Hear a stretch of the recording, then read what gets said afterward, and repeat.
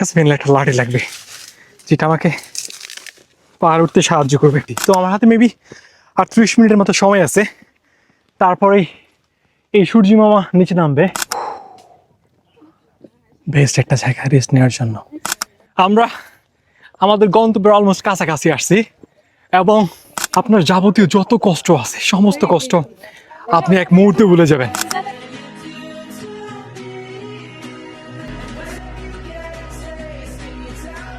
আমি আজকে আপনাদেরকে নিয়ে যাব হংকংয়ের একটা বেস্ট জায়গায়, যেখানে গিয়ে আপনি অসাধারণ একটা সূর্যাস্ত দেখতে পারবেন। এবং আমি রেডি হচ্ছি বের হওয়ার জন্য, আর আমার সাথে আমার যাবতীয় যত গ্যাজেট আছে সবগুলো নিয়ে বের হবো ঠিক এখন। এবং আমি আজকের এই ভিডিও দেখাবো আপনি সেন্ট্রাল থেকে কিভাবে ওখানে যাবেন, কত মিনিট সময় লাগবে, কত টাকা খরচ হবে, এবং শেষে একটা অসাধারণ ভিউ দেখতে পারবেন। তো চলুন আজকের এই অ্যামেজিং ভিডিওটা এখনই শুরু করি। Let's get it started. Alright, তো আমাদের জার্নিটা শুরু হবে হংকং সেন্ট্রাল স্টেশন থেকে। তো এখানে করে আমাদেরকে প্রথমে যাইতে হবে একটা গন্তব্যে। আমার হয়তো বা স্টেশনটার নাম মনে না, একটু কঠিন। তারপর ওখান থেকে আমাদেরকে যাইতে হবে বাসে যাওয়ার পর আমাদেরকে 35 মিনিটের মতো হাইকিং করতে হবে। যাওয়ার আগে ভাবলাম অক্টোপাস কার্ডে কিছু রিসার্চ করে নিয়েছে, কারণ আমি জানি না আমার ঠিক কত টাকা লাগবে, সেই জন্য আমি কিছু টাকা রিসার্চ করছি। তো সাধারণত আপনারা চাইলে ATM মেশিন থেকে রিসার্চ করতে পারেন, কিন্তু আমি চাইলাম ম্যানুয়ালি প্রসেসটা দেখাইতে। 100 to the octopus. You can reach us all. It's a multiple of 50. So if you have another 10, then I can put 150. Okay. So আমার কার্ডে রিসার্চ করা শেষ, এখন আমি আমার ইচ্ছা মতো সারাদিন ঘুরতে পারবো। তো আমার জার্নিটা শুরু হয় হংকং স্টেশন থেকে, এবং এই স্টেশনে আজকে মোটামুটি খুব একটা বেশি ভিড় ছিল। ফাইনালি আমরা পৌঁছাইছি MTR এর ভিতর, কিন্তু মনে হচ্ছে আজকে খুব বেশি পরিমাণে ভিড় হবে। বিকজ এটার দুইটা কারণ হতে পারে। প্রথমত হলো আজকে স্যাটারডে, সবাই ছুটির মধ্যে আছে। আর একটা বিষয় হলো আজকে ওয়েদারটা খুবই সুন্দর। তো এই দুইটা কারণে এই জায়গাটা খুবই জনপ্রিয়, এবং আশা করি খুব একটা বেশি মানুষ হবে না। কিন্তু যেই পরিমাণে মানুষ দেখা যাচ্ছে তাতে মনে হয় আজকে আমার জার্নিটা খুব একটা ভালো হবে না। তো আমরা এখন আছি সেন্ট্রালে, তারপর আমাদের হংকং হয়ে কাও লাইন, এবং এই লাইন ধরে ধরে আমাদেরকে যাইতে হবে একদম থংচং, এবং এখান থেকে আমাদের বাসে উঠতে হবে। আর আপনি সানসেট পিকে যাওয়ার সময় ঠিক এইরকম অসাধারণ একটা ভিউ দেখতে পারবেন মেট্রো থেকে। সাথে যেরকম নীল আকাশ, এরকম নীল পানি দেখতে দেখতে আপনি আপনার গন্তব্যে পৌঁছাতে পারবেন।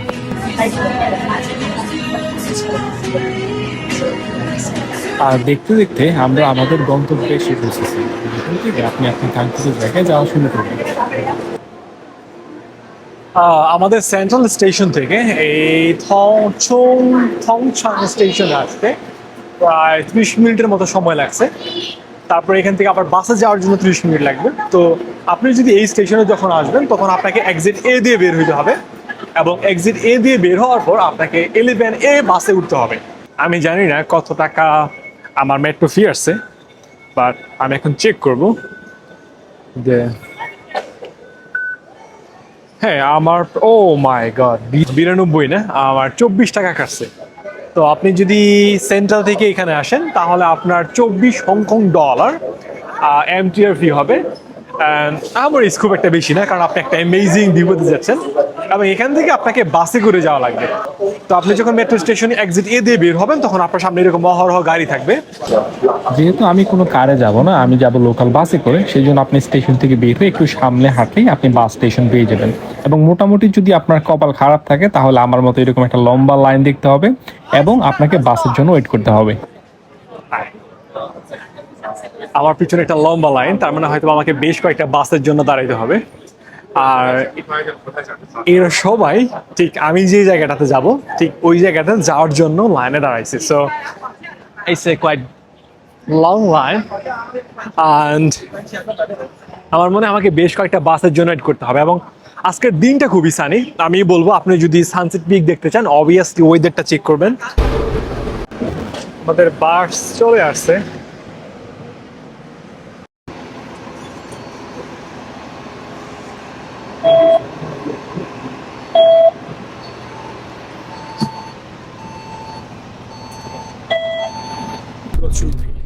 আর সাধারণত বাসগুলোতে দাঁড়ায় যাওয়া লাগে না, কিন্তু কোনো সিট নাই, আমি বাধ্য হয়ে দাঁড়ায় যাচ্ছি, না হলে আমার নেক্সট বাসের জন্য আরো 30 মিনিট দাঁড়াইতে হবে।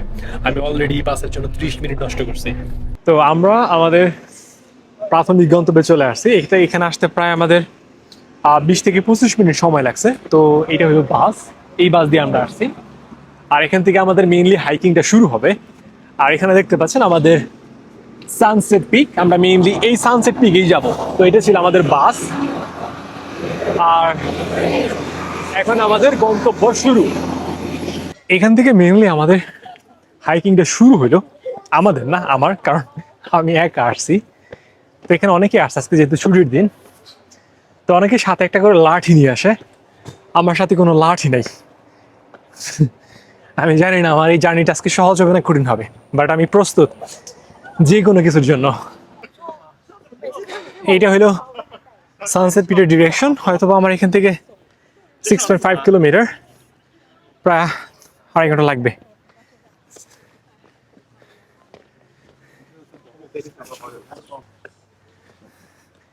যদি আপনার মানসিক স্বাস্থ্য ভালো না থাকে এবং শারীরিক বা ফিট না থাকেন, তাহলে আপনি এইরকম পাহাড়ি পথে আসার দুঃসাহস করবেন না। কারণ এটা সত্যি কথা বলতে এতটা সহজ না পাহাড় ওঠা।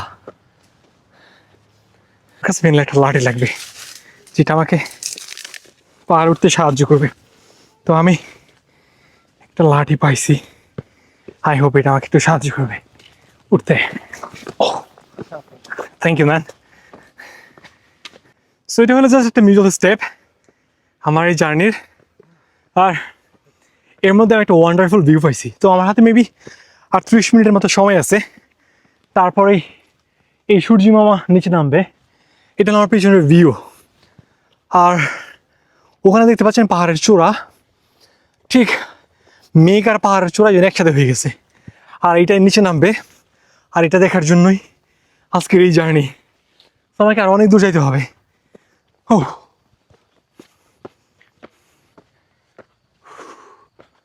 টায়ার্ড।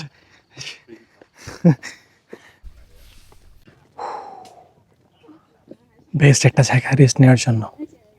গাছের ডালে বৈশা বৈশা এইরকমই বেস্ট নিতে হয়। আমার জামা কাপড় খোলার সময় এসে পড়ছে। এখন জাস্ট শার্টটা খুলতে হবে, তারপর টি শার্টটা মনে হয় খুলতে হবে, কারণ এত বেশি ঘামতেছি এখানে, এটা বলার মতো না। আর এই গাছটা মেনলি দেখতে অনেক সুন্দর।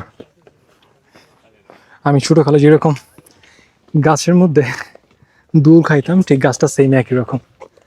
এই যে you can sit down, no problem, you can sit here. ভিউটা জোস। আর এখানে বসে দুল খাওয়ার মতো একটা অবস্থা।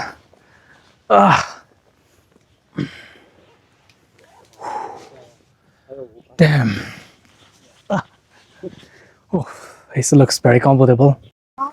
খানিকক্ষণ গাছের নিচে বিশ্রাম নিয়ে আমি আমার যাত্রা আবার শুরু করি, এবং যাত্রাপথে ঠিক এই দুজন হংকং ফ্রেন্ডের সাথে আমার পরিচয় হয়, এবং এরা আমাকে নানা রকম পানীয় দিয়ে সাহায্য করেছিল। আমি প্রায় ভূপৃষ্ঠ থেকে প্রায় 2000 ফুট উপরে আছি, এবং আমার পিছনের ভিউটা একটু দেখেন। ও অসম্ভব সুন্দর। বাট একটা জিনিস আমাকে বলে, সেটা হইলো you can take some little rest from take rest here. সুন্দর also dangerous. Look at the view. Oh man, it's crazy.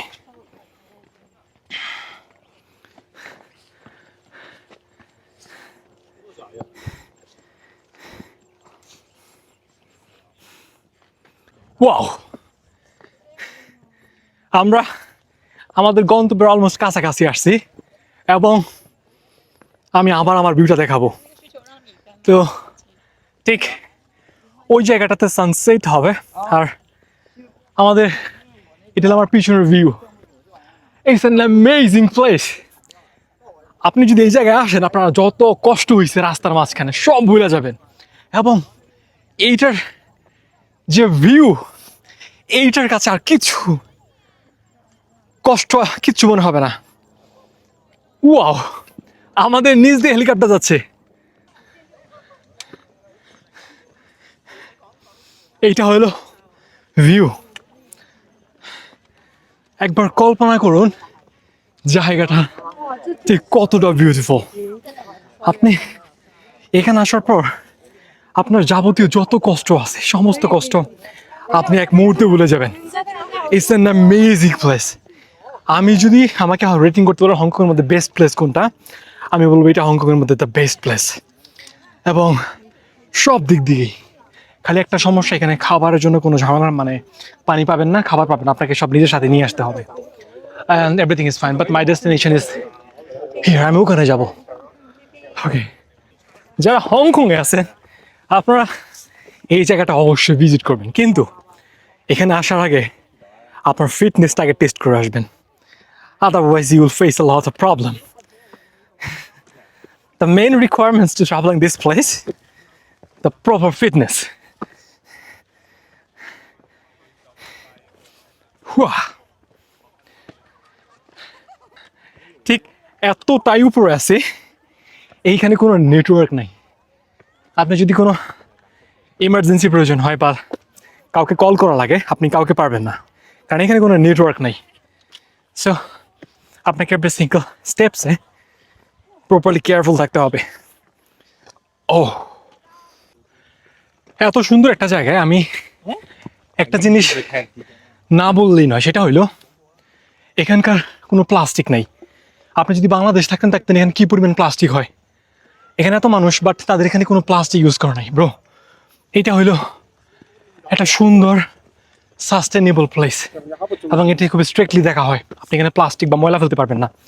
আমার হাতের বোতল আমাকে নিয়ে যেতে হবে, এবং এখানে ধূমপান করলে অনেক বড় কিছু হয়ে যেতে পারে, কারণ সব কিছু শুকনা। ফাইনালি আমরা পাহাড়ের চূড়ায়। Wow, bro, it's a crazy view. You cannot imagine how beautiful this place. Bro, now we're ready for this wonderful view. Look at this. Wow. So, you can compare this place as a heaven of Hong Kong.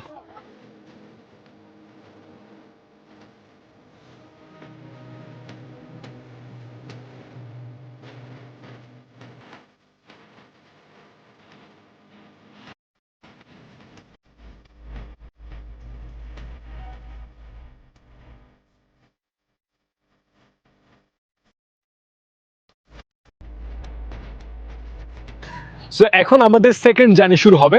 আমরা এই pick থেকে একদম নিচে যাব।